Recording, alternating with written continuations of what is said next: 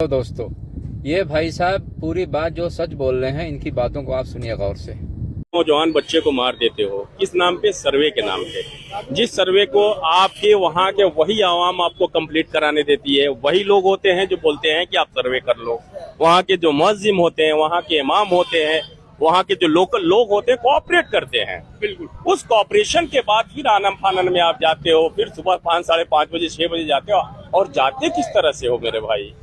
आप जो बोले जा रहे हैं, पुलिस जो बोल रही है, पुलिस का मैं मीडिया में बयान देख रहा था कि वो पत्थर चलाए, आप जा किस तरह रहे हो? जय श्री राम का नारा क्या? मैं तो बड़ा तकलीफ में हूँ।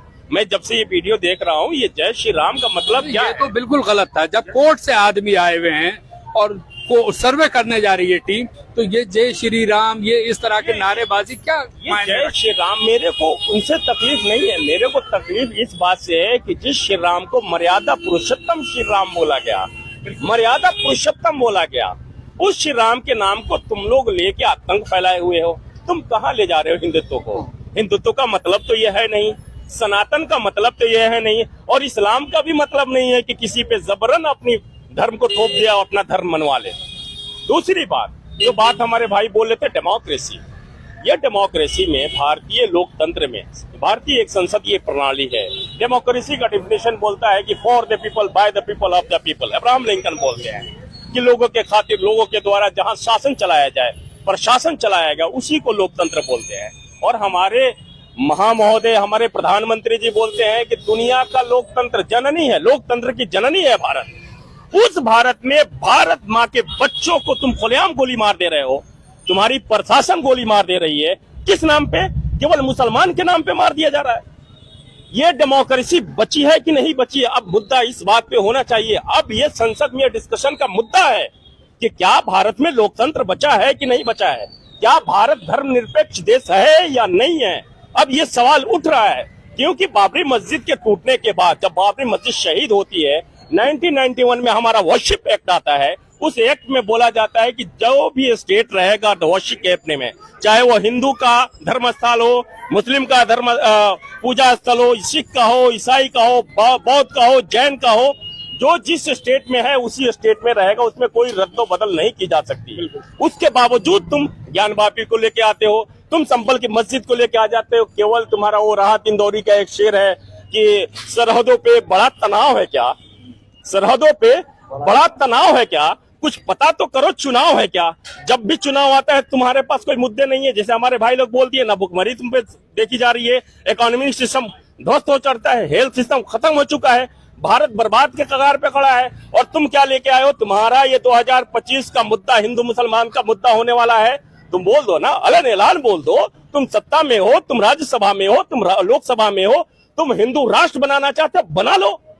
तुम्हारी मजबूरी है कि बाबा भीमराव अंबेडकर का दिया हुआ संविधान तुम्हें मजबूर कर रहा है, तुम्हारा मनुस्मृति लागू नहीं होने दे रहा है, तुम परेशान हो। लेकिन परेशानी का सबब क्या है? हमारे नौजवानों को मारोगे, मुसलमान के नाम पे मारोगे। जो संभल में हुआ एक प्लान मर्डर है।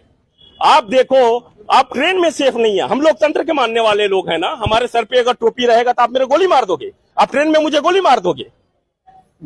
आप हम कोई गौ मांस के नाम पे हमारे घर में घुस के 1 लाख को मार दोगे? जिसको जी में आता है उसके मार दे रहे हो। हम बोल रहे हैं कि हम लोकतंत्र प्रेमी हैं। हमें क्यों प्रवोक किया जा रहा है? भारत के मुसलमानों को प्रवोक क्यों किया जा रहा है? आपके चैनल के माध्यम से मैं पूछना चाहता हूं, केंद्र सरकार से, जहां भी हमारा वीडियो जाए, मैं पूछना चाहता हूं, what do you want to achieve? तुम्हारे पास कोई मुद्दा नहीं है क्या? भारत में विभाजित करने की नीतियां तुम्हारी लागू हो गई है क्या? तुम भारत को विभाजन में फिर ले जाना चाहते हो? फिर भारत को बंटवारे की तरफ ले जाना चाहते हो? अगर नहीं ले जाना चाहते हो तो हमें मुसलमान के नाम पे क्यों मार रहे हो? आखिर हमारी गलती क्या है? जो हमारा कॉन्स्टिट्यूशन बोलता है कि, हमारा आर्टिकल 21 बोलता है कि जो भी हिंदुस्तान में जो भी व्यक्ति रहता है उसको अपने धर्म का मानने का, अपने धर्म का प्रचार करने का अधिकार उसको दिया गया है। जब आप अपना प्रचार करते हो, ये बागेश्वर बाबा, बेवकूफ बाबा जो घूम रहा है, ऐलान बोल रहा है कि हिंदू राष्ट्र बना रहे हिंदुस्तान को, तुम्हारे बोली नहीं है, तुम्हारी मैगजीन खत्म हो गई, तुम्हारे जुबान खत्म हो गए क्या? तुम्हारा कोई शूटर वहां नहीं मिलता? फायर करो ना उस पे गोलियां। अगर जैसे वो चिल्ला रहा है, हमारे गली का एक बच्चा जो अंडर एज हो, मैं बोल रहा हूं अंडर एज हो, 18 से नीचे हो, अगर वो बोल दे कि हिंदुस्तान को मुस्लिम राष्ट्र बनाना है, उस बच्चे का मर्डर कर दिया जाएगा। ये ऐलान चिल्ला रहा है, ये क्यों नहीं हो रहा है? मैं वही बात बोल रहा हूं कि इलेक्शन की तैयारी है और भारत के मुसलमानों से बोलना चाहता हूँ, मुसलमानों से मेरा एक रिक्वेस्ट है कि अपने बच्चों को यहाँ दंगाई मत बनाए।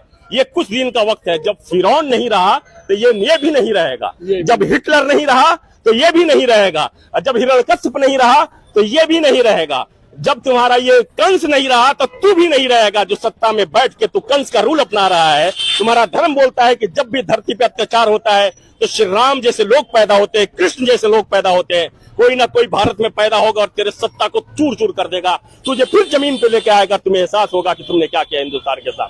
हिंदुस्तान की आजादी बहुत मुश्किल से मिली है और यह परेशानी का सबब है। मैं तो बोलता हूं कि मुसलमानों को डिफेंस जोन में नहीं बोलना चाहिए। हमें नहीं मालूम कि हम पे एक लग जाएगा कि नहीं लगेगा, हम कब अपनी बात करेंगे, हमारी परेशानी नहीं है। हमारे बच्चों को, हमारे भाइयों को मारा जा रहा है मुसलमान के नाम पे। मैं ये नहीं बोल रहा हूँ हमारे भाई, मैं जात की बात नहीं कर रहा हूँ। मैं एक बात बोल रहा हूँ कि ये जो सत्ता में बैठी हुई सरकार है ना, ये फरवडों की सरकार है, ये फरवडों की सरकार है। आप देखिएगा, ये भारत में एक ऐसी सरकार आती है जो भारत के संविधान के अगेंस्ट जाके फॉरवर्ड को 20% 18% आरक्षण दे दिया जा रहा है, आरक्षण दिया जा रहा है। ठीक है, अब देखो ये मुसलमानों को टारगेट बनाते हैं। ये जो आज चंद्रशेखर आजाद रावण जो उत्तर प्रदेश में पैदा हुआ, किसका उपज है? इन्होंने वहां दलित को, पिछड़े को, अति पिछड़ों को इतना मजबूर किया कि एक रावण पैदा किया, चंद्रशेखर रावण पैदा किया। आज जो संसद में दहाड़ रहा है, तो इनके शासन काल में न हिंदू सेफ है, न दलित सेफ है, न अति पिछड़ा सेफ है, न गरीब सेफ है। ये दल्ले हैं। किसके दल्ले हैं मालूम है आपको? ये किसके दल्ले हैं? ये उनके दल्ले हैं जो हमारे देश को ले जाके अमेरिका में बेच दिया। हमारे देश की बोली लगाई जा रही है, हमारे इकोनॉमी सिस्टम की बोली लगाई जा रही है, उस पर ये बात नहीं करते। ये हमें केवल मुसलमान के नाम पे मारेंगे। अरे कब तक मारोगे हमारा कौम?